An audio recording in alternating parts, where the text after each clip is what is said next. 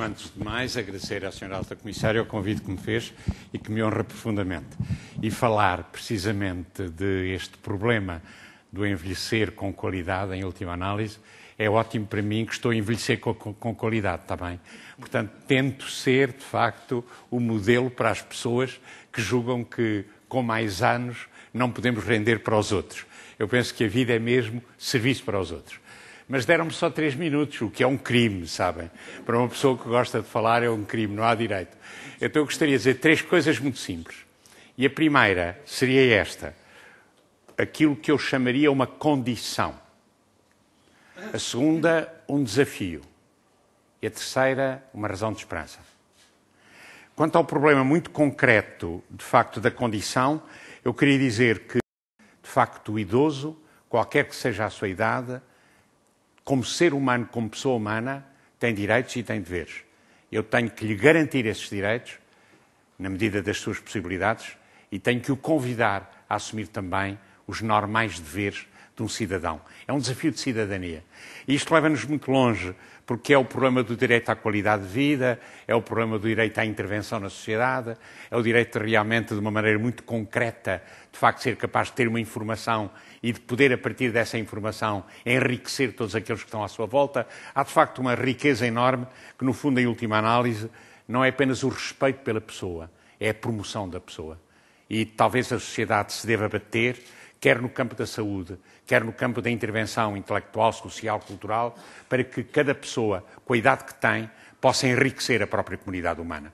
Ninguém é inútil, ninguém pode estar posto de lado, ninguém. Agora, isto implica um desafio, e é a segunda nota. Eu estou a tentar controlar os tais 3 minutos. 1 minuto para cada coisa. E aqui eu digo-vos que é muito bonita esta história do desafio. Porquê?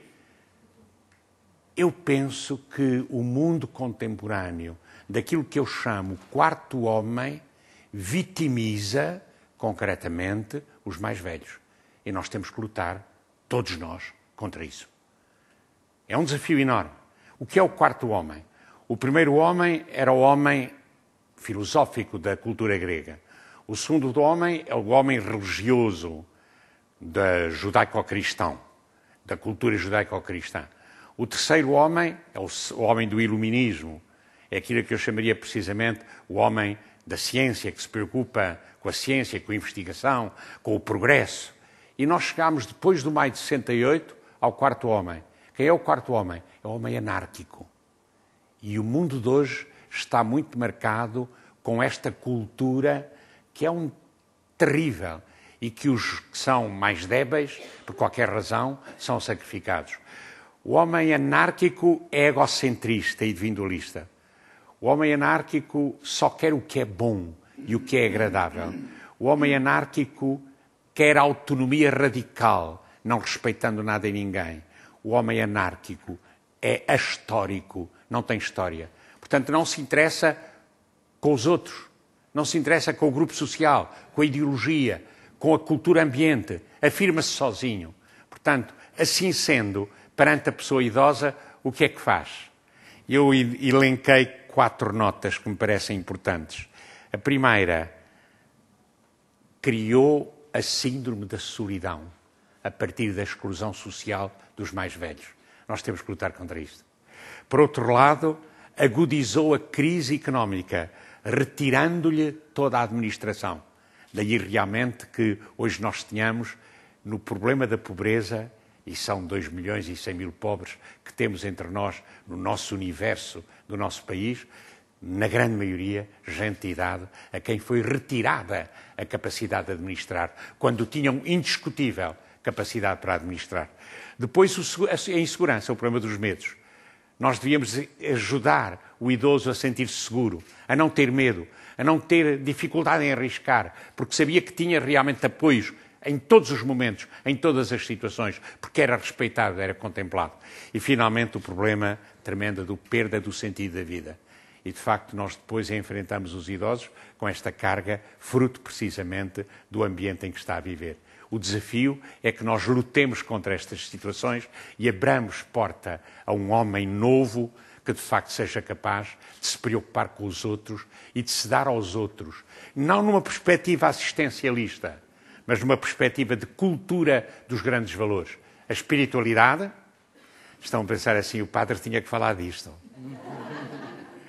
A espiritualidade, eu já explico. A espiritualidade, a atividade, reparem que é muito importante, e depois também a organização e equidade económica suficiente. Temos que garantir isto. Quando eu falo de espiritualidade, de que é que estou a falar? Cultura, relações e transcendência. Não estou a falar de religião. Estou a falar de cultura. E os nossos idosos têm cultura. Têm mais cultura do que muitos jovens. Isso não está a ser explorado. E temos que o explorar numa velhice ativa. Depois, segunda coisa, as relações. Infelizmente, os mais velhos ficam sozinhos. Eu, na minha comunidade paroquial, sinto o drama da solidão de tantos que se fecham em casa. E o nosso papel é, com os nossos voluntários, 430, rompermos a solidão para que eles se sintam acompanhados permanentemente. E ficam à nossa espera. E depois, quando partimos do pé deles, ficam a construir qualquer coisa. Mesmo quando em domicílio, porque não é só em centros de dia, muito menos em lares, que a pessoa se sente ativa. Reparem que não podemos dar aos nossos idosos apenas cama e mesa e roupa lavada. Temos que lhe dar muito mais. Temos que lhe dar relação. E depois temos que lhe dar um pouco mais para a sua saúde integral completa, a transcendência. O que é a transcendência? A capacidade de ultrapassagem.